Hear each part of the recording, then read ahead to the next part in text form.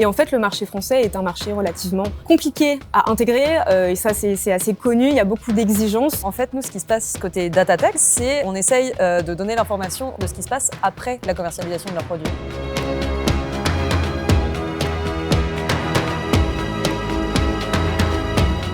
Je suis Lisa Garouti, j'ai rejoint l'équipe Accès et Prix il y a maintenant 1 an et demi au sein de l'entité RWS. Je suis Rose Rossens et j'ai rejoint Acuvia il y a presque 3 ans dans l'équipe innovation de Data Tech en tant que Product Manager pour lancer des offres innovantes sur nos données de santé. Du coup, Lisa, ça fait plus d'1 an qu'on bosse ensemble maintenant et pourtant, j'ai absolument aucune idée de ce que tu fais. Donc, je me disais que c'était peut-être le moment que tu me racontes tout ça. C'est pas faux. C'est vrai qu'on a réussi à connecter à travers diverses activités chez Acuvia. Mais c'est vrai qu'on n'a jamais pris vraiment le temps d'expliquer un petit peu ce qu'on faisait l'une et l'autre. Donc, profitons de cette pause café. Maybe je peux commencer et puis après, tu me diras un petit peu ce que tu fais aussi. Avec plaisir. Alors, au sein de mon équipe, donc accès au marché et prix, nous, ce qu'on essaye de faire, en fait, c'est de répondre à plusieurs problématiques qu'on a identifiées en fait sur le marché français. Notamment les délais d'accès au marché qui sont relativement longs en France, malgré des recommandations européennes très claires qui stipulent un certain nombre de jours, 180 pour ne pas être précise et ne pas les nommer, mais 180 jours. Et nous, on est à combien? Et nous, alors 180 jours entre l'autorisation de mise sur le marché et la mise sur le marché effective du produit. Nous, en France, on n'est pas forcément les bons élèves de l'Europe puisqu'on avoisine à peu près les 500 jours. Ah oui. Et donc, du coup, concrètement, qu'est-ce qui est compliqué, en fait? Qu'est-ce qui prend 500 jours? J'arrive même pas à imaginer par où tout le médicament doit passer, quoi. Tout le médicament doit passer. Alors, le médicament, il passe par beaucoup d'étapes. Donc, la première, c'est son autorisation de mise sur le marché qui va garantir, en fait, sa sécurité. Et puis après, il y a plusieurs enjeux, en fait, qui rentrent en compte, puisqu'il va y avoir, en fait, une analyse des données cliniques et effectives, en fait, du traitement. Et sur la base, en fait, de ces données-là, ce qu'on va essayer de faire, c'est de se dire, très bien, nous avons ce type de données.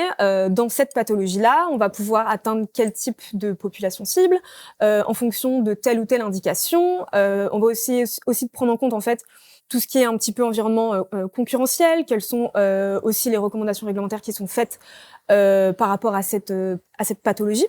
Et donc, en fait, c'est vraiment l'intervention de plusieurs enjeux et plusieurs facteurs qui nécessitent, en fait, d'être articulés non pas les uns après les autres, mais en fait ensemble pour essayer de construire en fait une stratégie cohérente et globale dès le début pour pouvoir avoir en quelque sorte une position claire, savoir se positionner au bon endroit au bon moment et fluidifier en fait ce parcours et répondre aux attentes des autorités de santé. Mais il y a aussi la partie qui prend le plus de temps en général dans ces moments-là, c'est les négociations de prix.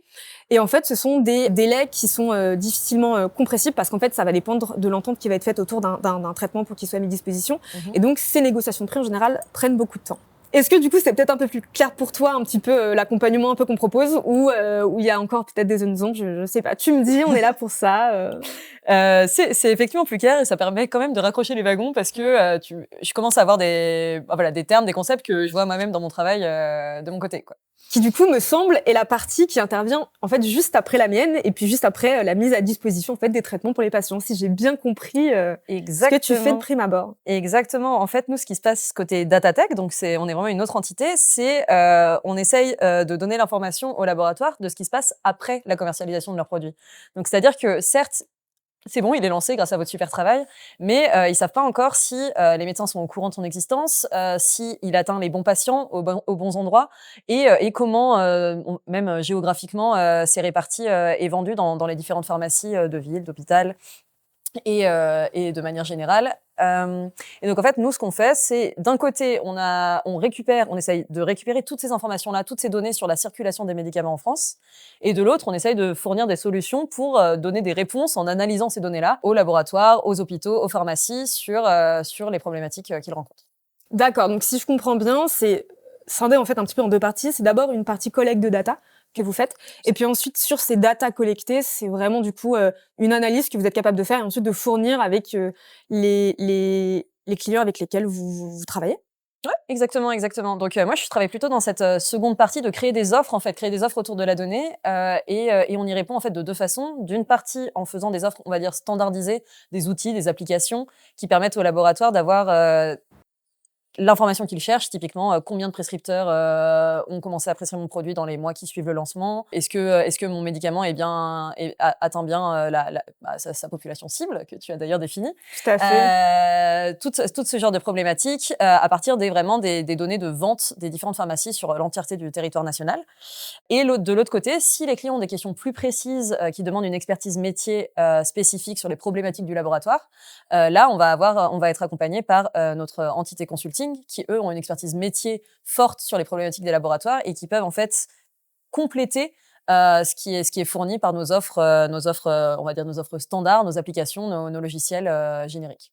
Très bien. Et donc, du coup, je rebondis sur ce que tu as dit. Le fait que vous avez un maillage territorial qui est assez important. Et est-ce que le fait de pouvoir collecter un petit peu toujours plus de data, ça vous permet toujours plus de capitaliser, peut-être même d'enrichir vos offres ou bien de proposer de nouvelles offres? Complètement.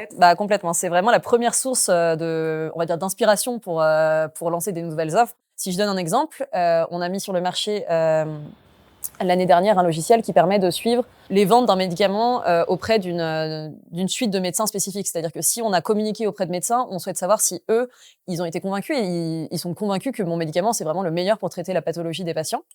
Et en fait, ce qui en est sorti, c'est super intéressant, mais en fait, on n'a pas concrètement le nombre de prescripteurs. Ça paraît bête, mais c'était une information qui n'existait pas à date. Et donc là, c'est ce sur quoi on est en train de travailler actuellement, c'est combiner cette information du nombre des ventes d'unités, de nombre de médicaments, au nombre de prescripteurs pour savoir en fait comment la connaissance du médicament se répand dans le territoire.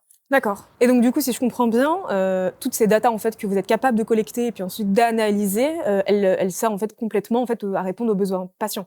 Exactement, c'est vraiment ça le but final. Dans un premier temps, que le prescripteur soit au courant, que le médecin soit au courant que le traitement existe et qu'il peut donc du coup fournir le meilleur traitement à son patient.